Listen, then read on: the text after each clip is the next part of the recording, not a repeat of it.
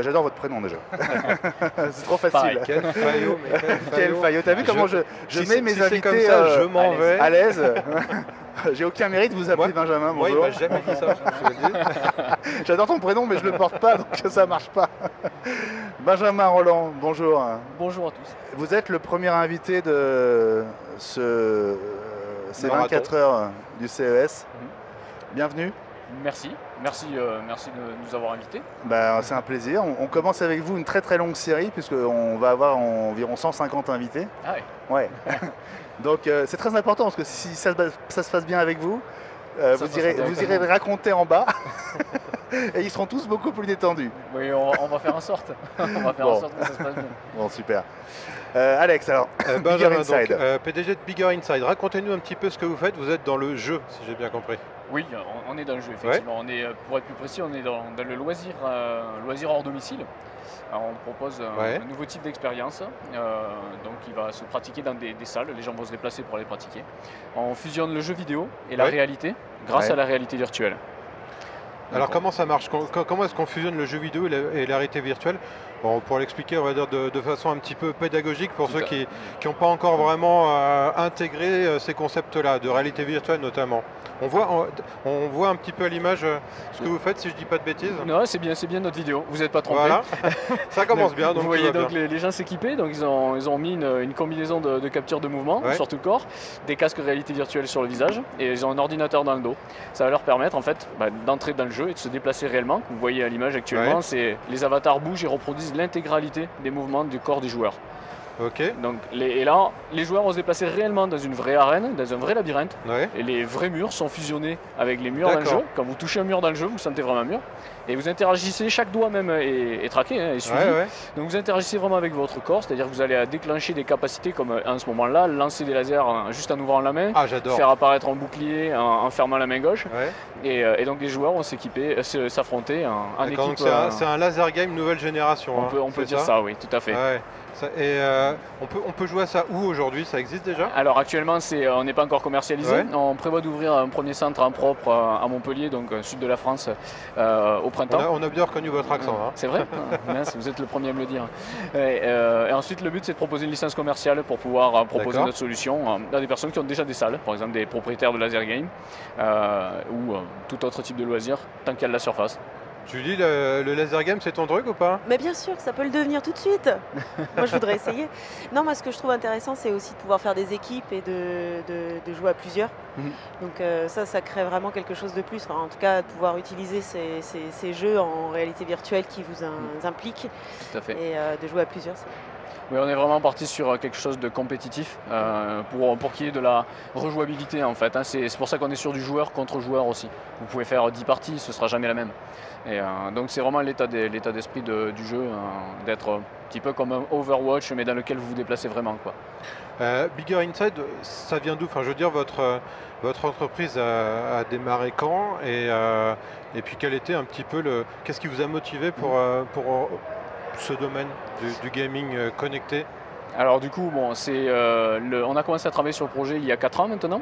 La société est officiellement créée depuis juin 2018, donc elle est toute récente. Mais par contre, la R&D a commencé il y a 4 ans en fonds propres.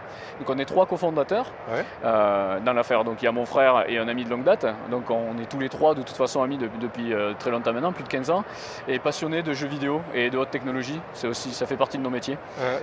Alors j'allais vous demander justement, vous avez fait quoi pour en arriver là avant? Alors moi je me reconvertis un peu, mais bon, moi je suis ingénieur en optoélectronique à la base.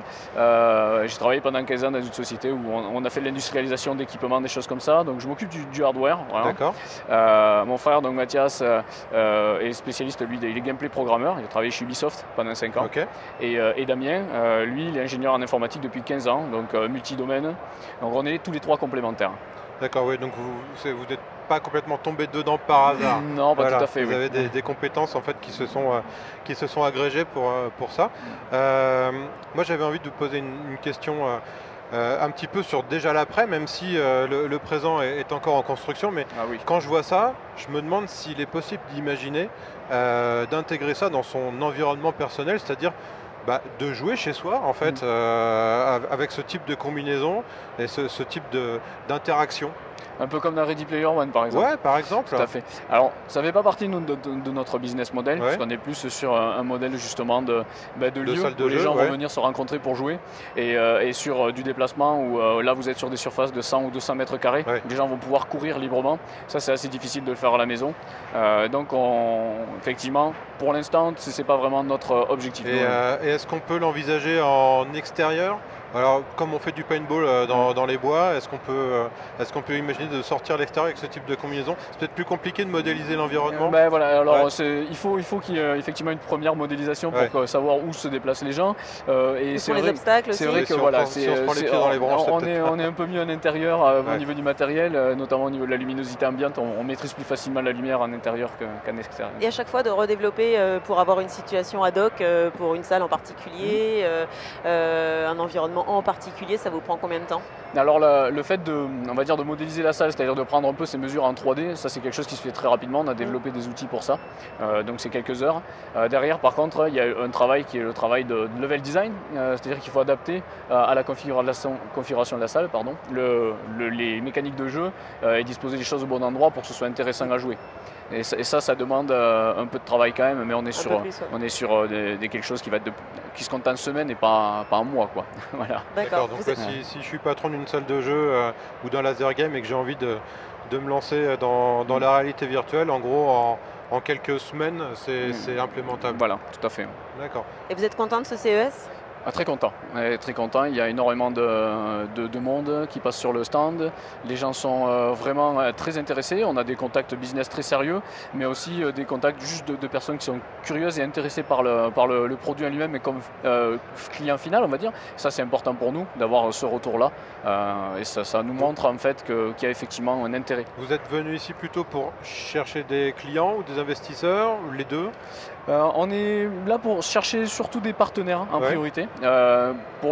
Typiquement, le marché US, c'est quand même un très très gros marché potentiel. Il y a plus de 2000 salles de laser game aux US. Mais on ne veut pas attaquer ce marché-là tout seul. On a besoin de s'appuyer sur des gens, des personnes. Donc globalement, oui, on cherche plus des partenaires, potentiellement des partenaires financiers aussi. Mais voilà, et des clients, évidemment, s'il y a de futurs clients, ça nous permet nous aussi de confirmer notre business model, quoi.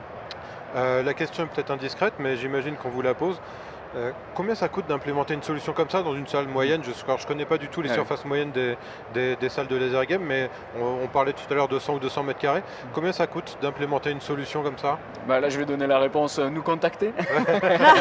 On évite d'en parler trop publiquement comme ça, c'est-à-dire que les personnes intéressées nous contacteront. Globalement, pour avoir un ordre d'idée, on est sur des coûts qui sont 5 fois inférieurs aux solutions, ce qu'on appelle de free roaming, en réalité virtuelle, et qui sont basées sur des caméras de motion capture. Donc, pour ceux qui se sont renseignés, ils seront l'ordre de grandeur. Le but, c'est de proposer plus pour moins, mais évidemment, on évite de parler de prix indirect. Il y a du business à faire. Tout à fait. Non, mais moi je trouve ça plutôt intéressant. Moi, ce que j'aime bien, c'est le côté réalité virtuelle. J'en ai pas essayé beaucoup. Je connais le laser game à l'ancienne. Oui. Donc moi j'aimerais bien. Là, tu vois, on peut jouer à Goldorak en serrant les poings ou à Iron Man. Il y a des postures très. Vous avez eu des ouvertures un petit peu là aux États-Unis parce que je sais que les espaces de laser game sont bien plus importants ici. On a beaucoup de contacts de personnes qui sont intéressées. Alors nous, on n'est pas prêt là de suite évidemment à installer, mais on a des contacts effectivement de gens qui nous ont dit nous, le jour où vous êtes prêts, vous nous recontactez et on est intéressé pour installer la solution. Donc après évidemment, il faut concrétiser. D'accord. Et vous avez identifié, j'imagine, bien sûr, vos concurrents, parce que vous avez le laser game classique et puis vous avez le vôtre. Donc qu'est-ce qui vous différencie sur ce segment-là? Par rapport à la concurrence de choses qui existent. Oui, évidemment, on n'est pas les seuls. Comme on dit, si vous êtes seul, c'est qu'il n'y a pas de marché. Donc, bien sûr. Non, nous, l'originalité, c'est en fait déjà la capture du mouvement complet et les interactions basées sur les mouvements du corps. La totalité des concurrents utilisent des contrôleurs, souvent des armes, enfin les armes la plupart du temps. Nous, c'est vraiment, on déclenche vraiment les capacités avec le corps et l'avatar est vraiment entièrement modélisé. Vous voyez vos pieds, vous voyez vos doigts. Et pour l'immersion, la qualité de l'immersion, c'est vraiment notre point fort. Benjamin, merci. Merci à vous. Merci d'être venu. On vous souhaite une bonne fin de salon. Merci beaucoup. Il reste encore quand même quelques heures ici à passer dans le chaudron. Le temps d'une petite virgule et puis on va accueillir notre nouvel invité. À tout de suite.